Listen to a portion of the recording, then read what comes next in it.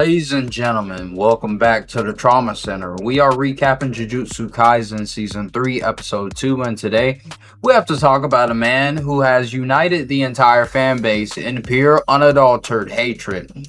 Naoi Benin, the CEO of Misogyny, the chairman of He-Man Woman Haters Club. A man so toxic he makes nuclear waste look like organic kale juice. If you thought Mahito was bad because he was evil, Naruya is bad because he is real. We all know a guy like this. He's the guy who thinks he's alpha because he inherited his dad's money. In this episode, Naruya pulls up with one goal: to kill Megami Fushiguro. Why? Because Daddy Naobito died. RP to the frame rate king. And named Megami the new head of the Zenin clan. And Naoya took that personally. But Naoya isn't just a hater, he is a problem. We see him hunting Chozo and Yuji, and we finally get to see projection sorcery in 4K resolution. But he's not the only one. Yuta Akotsu arrives and the energy shift is terrifying. It's no longer a shonen fight, it's a horror movie, and Yuji is the final girl. Today, we are breaking down the 2v2 match of the century. The Big Brother and the Wolf versus the Speedster and the Executioner. Let's get into it. Let's set the stage. The Zenin clan is in shambles. Naobito, the fastest sorcerer alive, has passed away from his injuries in Shibuya. Naoya struts in thinking he's about to be crowned king. He's already planning the redecoration. He's treating his older brothers like furniture, and then the lawyer reads the will. The pettiness here is elite. Naobito knew exactly what he was doing. He put a clause in his will that said if Gojo Satoru gets sealed or dies, we are bringing Toji's kid back into the fold and giving him everything. Imagine waiting your whole life for a promotion and your dad gives the company to the son of the guy who left the family to be a homeless assassin. This breaks Naoya. He decides right then and there, I'm going to kill Yuji Itadori to lure out Megami, and then I'm going to kill Megami too. We have to talk about Naoya's technique, projection sorcery. The anime adaptation of this is insane. When Naobito used it, it looked fast. When Naoya uses it, it looks glitchy. He turns the world into 24 frames per second. If you don't follow his rhythm, you get frozen in a frame. He moves like he's lagging in a video game, but he's hitting you in real time. It's the ultimate speed blitz ability, and seeing him pull up on Yuji and Chozo, it felt unfair. Yuji is still recovering from Shibuya, and suddenly he's fighting a guy who moves faster than the eye can track. But then the atmosphere changes. You know that feeling in a video game when the boss music overrides the regular battle music. That is Yuta Akotsu's entrance. He doesn't run up, he drops in, he crashes the party like a meteor. This interaction is key. Naoya is arrogant. He thinks he's the strongest in the room, but when Yuta lands, Naoya checks himself immediately. He says, "You're Yuta Akotsu, right?" He knows. He senses the cursed energy. It's described as creepy. It's wet, it's heavy, no diddy. Go back to Jujutsu Kaisen 0. Yuta felt like a protagonist here. He feels like an antagonist here, though. He feels like the guy who shows up to end the series early. Yuji realizes instantly, I cannot beat this guy. This is the first time since Sukuna that Yuji has looked at a human opponent and thought, oh, I might actually die right now. Yuta doesn't even draw his sword at first. He just rushes Yuji. The sheer kinetic energy of Yuta's movement destroys the concrete behind him. And this sets up the split. Naoya says, I'll handle the blood guy, Chozo. You play with the vessel. Play? That's the word. Yuta isn't fighting Yuji, he's hunting him.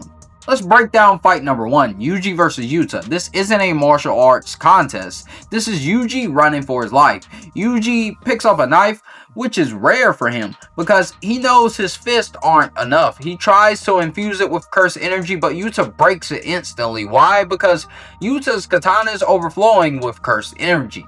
The anime does a great job visualizing the CE reinforcement. Yuta's body glows purple. He is physically weaker than Yuji. Yes, Yuji has superhuman strength, but Yuta reinforces his body with so much energy that he hits harder than a truck. Yuji tries to talk to him. Gojo Sensei wouldn't want this. Yuta's response, "Don't talk to me." Ice cold. This version of Yuta is locked in. He believes Yuji cut off Inumaki's arm. He believes Yuji killed the people in Shibuya. He is executing justice. The choreography here is peak Mappa. It's gritty, it's fast, but notice the difference in effort. Yuji is panting. He is using every trick in the book just to not get sliced. Yuta isn't even out of breath, he's bored. This emphasizes the gap between a grade 1 level fighter, Yuji, and a special grade. Special grade isn't just a rank, it's a different species. Yuta proves that here. He is a walking natural disaster that looks like an emo teenager. Now the main event. The fight that stole the episode, Chozo versus Naoya. Naoya spends the first half of the fight roasting Chozo. He calls him slow, he calls him boring.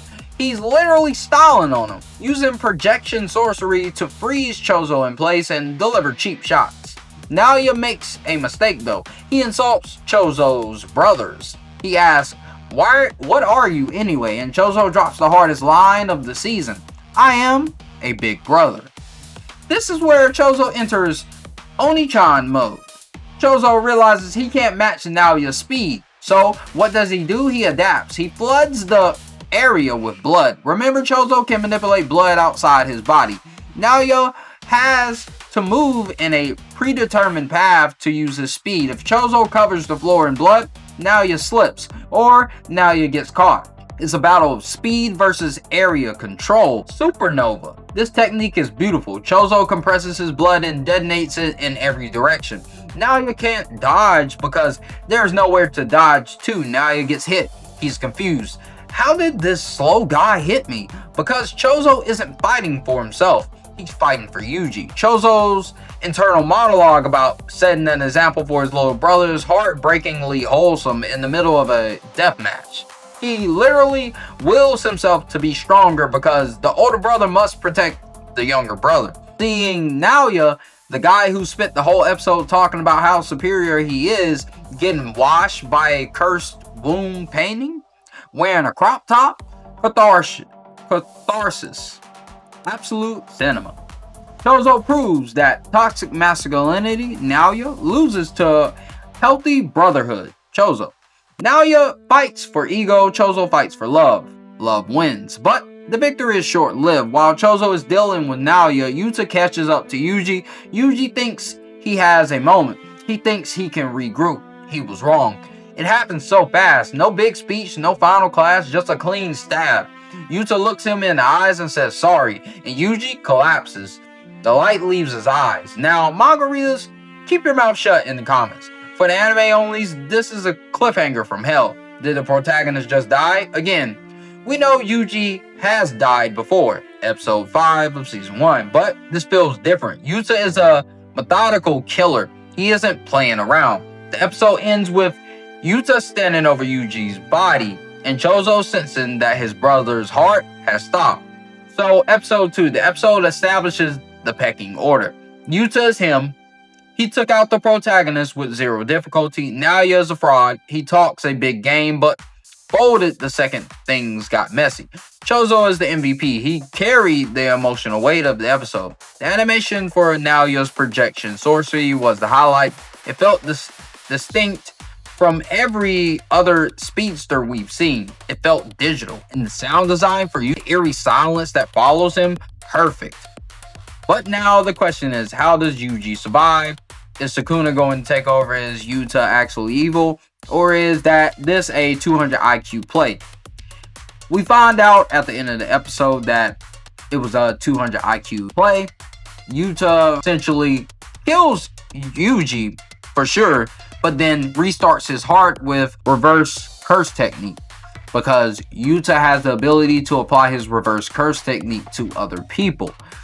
And this is how he got around the council forbidding him they actually made him do a binding vow that he actually had to go through with killing Yuji. So now they have a time frame of where they have to figure out what they're going to do before the council figures out that Yuta essentially went against their will and still saved Yuji.